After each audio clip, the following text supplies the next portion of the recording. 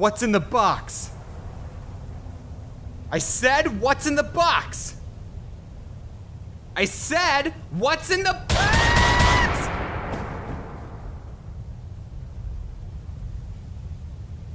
I can make a great boat out of this. So this one time when I was in the 3rd grade, for some reason our teacher thought it would be a good idea to get his entire class to participate in a cardboard boat race. Cardboard boat racing is this event where teams of people build their own boats out of cardboard and then race against other people's cardboard boats. Now, you might be thinking that cardboard really isn't the best material to make a boat out of.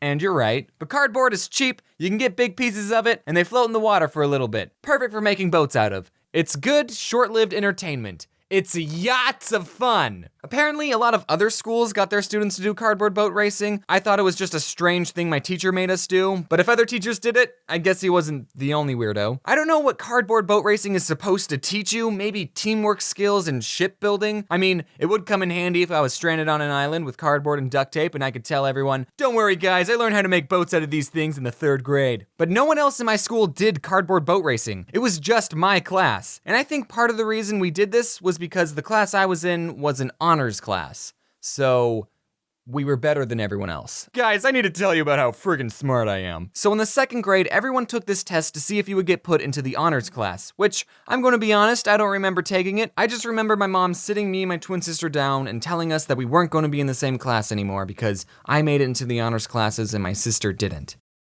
Haha, loser! The honors program was called DOGS, which stood for Dang! Original Gangsta Students. Okay, that's not actually the name, I made that up. If you got accepted into DOGS, you stayed in the DOGS program for the rest of elementary school. So I basically had the same kids in my class for 5 school years. And our class became known as the DOGS kids. I think since I was in the DOGS program, I wasn't bullied nearly as much as I should have been, because everyone in my class was a huge nerd. Also, I never really learned how to interact with people socially because I already knew everyone in my class. So all the dogs were cool with each other, but all the non-dogs hated us. They thought that us dogs thought that we were so much better than them. And we were. Now, call me old-fashioned, but I think the 3rd grade is a little too soon to tell if you're smart or not. I would say that the DOGS program did not make me a smarter person. I don't speak for everyone, this was just my experience, but in high school, my twin sister was a way better student. High school didn't have the DOGS program, so me and my sister were in the same classes again, and she was a straight A student while I was about a straight B and C student. So all the math I've learned is telling me that something's not adding up. It probably had nothing to do with being in the honors program in elementary school. I probably just procrastinated a lot in high school. Okay, now let's get back to the actual topic of the video. Leading up to the event, the teacher wanted us to stay after school to help make the boats, and I, being the loyal dog that I was, stayed after school exactly 0 times. Sorry dudes, I take the bus home, and last time I missed the bus, my mom got mad at me and I cried. And she had to pick me up. So actually, if I was deserted on an island, I wouldn't be much help. I would have to get my mom to pick me up. This event was at a medium-sized man-made lake in Arizona because we don't have real lakes, they're all man-made. And it was right next to a college, and a lot of college kids like to get drunk there. We ended up making 2 boats. One was white and one was blue with a dragon head at the front and a tail in the back, and they both could hold 10 people. There wasn't enough room for everyone in the class to get a spot on the boat, and the kids who actually helped build it got a reserved seat. But since I was a scrawny white boy that didn't take up much space, I got to sit in the very front because they were the coolest and smallest seats. The person who I sat next to was this girl named Priscilla. I still keep in contact with her, and I asked if I could say her name in this video, and she said yes. Later in life, she was the first girl to ever slap me. I didn't ask permission to tell that story. While we were waiting for our turn to race, my dad got me a snow cone, and that snow cone was the very first time I remember getting a brain freeze. It hurts to eat this. Yeah. They do that. When it was our turn, we rowed the boat out and we actually stayed afloat. I mean, it was only a couple inches away from sinking, but it worked. My mom told me beforehand that if the boat sunk, I should kick off my shoes because that would weigh me down and I would drown.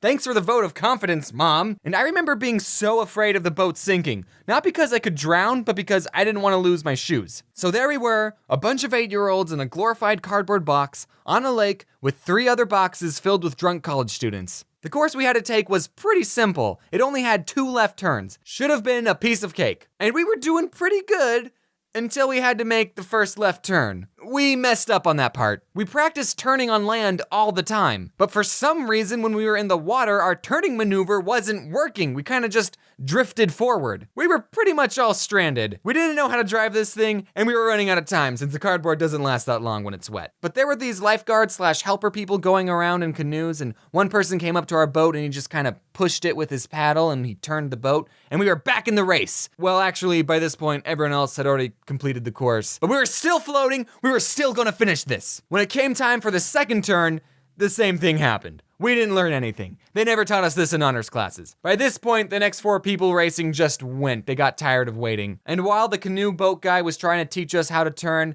the other boats just passed us. Eventually, we did get the turning thing down and we made it back to shore. The boat stayed up the entire time. Out of the 4 people we raced against, we came in 8th. I kinda wish something bad did happen, like the boat flipped over or a shark ate one of the kids. That would have been a better YouTube video. But that also would have been lying. And then afterwards, the president came down and high-fived all of us. And to prove I'm not lying, here's some pictures of me in front of the boat. We had to take the dragon head off because it didn't fit with all of us, but we kept the tail. And you'll also notice how cramped the seats are and the girl who later on slaps me. Here's a boat with a roof. Here's a picture of the snow cone that gave me my first brain freeze. Here's us in the water next to a pretty big boat. And look, our other white boat is getting blocked off by the bigger boat. Notice how our boat is going in the wrong direction and how close we are to being submerged. And here's a picture of the grown-ups carrying the boat out of the water after a long day, and I'm not in this picture. I wanted to get to land as soon as possible. Here's a picture of me during Halloween. I dressed up as a ninja. I think it was the Halloween after the bunny.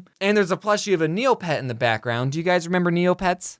All my Neopets are probably dead now. Here's a picture of me with a giant pencil. It's actually a model rocket, but it looks like a pencil. Isn't that adorable? Remember my science fair video where I launched rockets? Yeah, this wasn't that time. This is a completely different model rocket. And here's me in a tub of animal plushies. And this bird plushie right here was actually my favorite. I got him from someone else's birthday. It was in a goodie bag. It was a pirate themed birthday. So it was like, you know, a little tiny parrot. I really liked that bird. His name was Birdie, and now he's gone. And here's me dressed up as Galileo. Yay, a new video is done. Sorry it's been like a month since my last video. I've been busy with 3 conventions all back to back, but it's good now, those are all done. Videos should be coming back on a normal schedule, and by normal schedule, I mean twice a month. It's so weird seeing these old pictures because in my head, I remember the exact moment when I sat down in the boat and being super cramped and having to row with my kneecaps pressed against my chest. And I remember that snow cone too, and just not knowing why it hurt to eat it. And now I'm looking back at these old pictures and being like,